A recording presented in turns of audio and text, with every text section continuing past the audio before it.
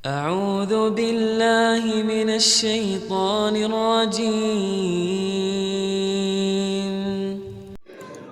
Bismillahirrahmanirrahim. Assalamualaikum warahmatullahi wabarakatuh. Alhamdulillahirrabbilalamin. Wassalatu wassalamu ala asrofil anbiya wal mursalin wa ala alihi wa sahbihi ajmain. Amma ba'd.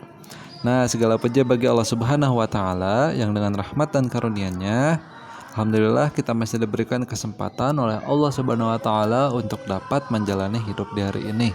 Yang dimana ini adalah sebuah nikmat yang harus kita syukuri dan juga kita manfaatkan dengan sebaik-baiknya.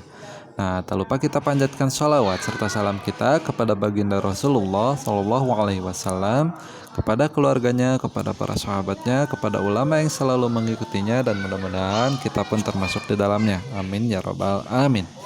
Nah, insya Allah untuk di video ini kita akan membahas lanjutan dari materi yang sebelumnya, yaitu tugas, sifat, dan cara beriman kepada Nabi dan Rasul. Nah, di sini yang pertama, mengenal para Rasul yang diutus kepada umat manusia merupakan perkara penting dan sangat dibutuhkan kaum muslimin, baik berkenaan dengan iman, tugas, kekhususan, dan kehidupan mereka agar dapat dijadikan suri teladan bagi manusia.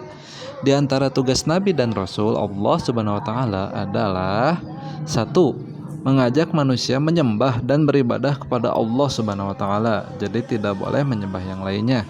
Lalu yang kedua, mengajarkan akidah, yaitu mengesahkan Allah Subhanahu wa taala dan menjauhi sesembahan berhala dan sesembahan yang lain. Jadi kita dianjurkan dan bahkan diwajibkan untuk menghindari menyembah selain Allah, seperti menyembah patung, lalu berlebihan menyukai kepada makhluk, mengutamakan pekerjaan, mengutamakan dunia yang lainnya ya. Dan kita harus lebih mengutamakan kepada Allah Subhanahu wa taala, yaitu menjalankan perintahnya dan menjauhi larangannya. Lalu yang ketiga, mengajarkan agar hidup berakhlak mulia. Nah, itulah tugas Nabi dan Rasul, itu mengajarkan kita sebagai umatnya itu belajar untuk memiliki akhlak yang mulia, yaitu akhlak yang baik. Yaitu yang keempat, mencerdaskan umatnya agar menjadi pandai. Nah, sebenarnya titik pandai atau kita tahu kita ini pandai atau tidak itu ketika kita menjalankan syariat atau tidak. Apakah kita membaca Al-Quran, mentadaburinya atau tidak? Ataukah kita membaca hadis agar tahu kehidupan apa yang dicontohkan oleh Rasulullah SAW.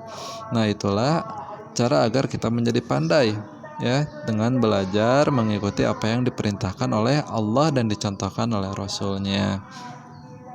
Nah, jadi misalnya untuk laki-laki berbakti kepada orang tua, lalu menjalankan kewajiban-kewajiban yang harus dikerjakannya. Untuk perempuan misalnya dari menjaga auratnya ya, menutup auratnya dengan pakaian yang dianjurkan oleh Islam, yaitu menutup kain sampai ke menutupi dada ya. Jadi kalau mau pakai kerudung itu harus menutupi dada, bukan hanya diikat ke leher ataupun yang kebanyakan gaya-gaya sekarang ya. Karena itu sebenarnya, karena menutup aurat itu bukan untuk bergaya, tapi untuk menutupi perhiasan, yaitu tubuh yang memang harus ditutupi, karena wanita itu indah ya, dan dapat menjadi fitnah bagi kaum Adam atau kaum laki-laki ya. Maka teman-teman yang akhwat nih kelas 4 dari sekarang harus belajar terus istiqomah memakai hijabnya ya, memakai kerudungnya, jangan sampai buka tutup kayak portal. Kalau misalnya ada yang bilang yang penting mah hati dulu bersih, gak mungkin ya. Jadi tidak ada perintah yang dimana harus membersihkan dulu hati baru pakai kerudung, tapi tutuplah auratmu dengan kerudung ya, dengan hijab yang dianjurkan oleh agama kita. Ini kata siapa? Bukan kata Bapak ya. Ini Allah dan Nabinya yang memerintahkan umatnya ya. Lalu yang kelima, menyampaikan kabar gembira dan peringatan. Nah, itu tadi ya, jadi kewajiban dan larangan yang harus kita kerjakan dan juga dijauhi. Lalu yang keenam, mengajarkan hidup bermasyarakat. Nah, bermasyarakat pun kita harus baik, bahkan dalam Islam kita harus baik kepada tetangga ya. Jangan sampai kita ini merugikan tetangga atau membuat tetangga itu menjadi tidak nyaman. Nah, itulah peraturan yang telah dibuat oleh agama kita. Nah, lalu dalam melaksanakan tugas yang mulia dan berat tersebut, Nabi dan Rasul memiliki sifat wajib mustahil, dan jaiz. Nah, sekarang kita akan membahas tentang sifat wajibnya. Sifat wajib Rasul artinya sifat yang harus dimiliki oleh seorang Rasul. Sifat wajib bagi Rasul ada 4, yaitu syidik, yang dimana artinya jujur atau berkata benar. Jadi seorang Rasul itu tidak akan berbohong. Contohnya perilaku syidiknya Rasulullah SAW, bukan hanya perkataannya yang benar, tetapi beliau bersikap jujur juga saat berdakwah, dan tidak pernah Rasulullah itu menambah atau mengurangi wahyu yang diterimanya. Lalu di sini tercatat nih dalam surat An-Najm ayat 5 dan 6 ya, yang bunyinya A'udzubillahi minasyaitonirrajim.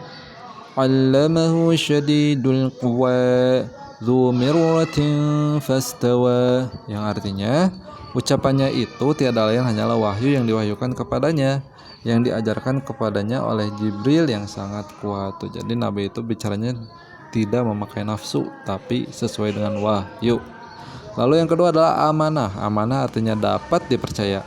Rasul memegang teguh kepercayaan yang diberikan kepadanya. Perkataannya mengandung kebenaran, dan Allah Subhanahu wa taala berfirman dalam Al-Qur'an surat Al-A'raf ayat 68, A'udzu billahi minasyaitonir rajim.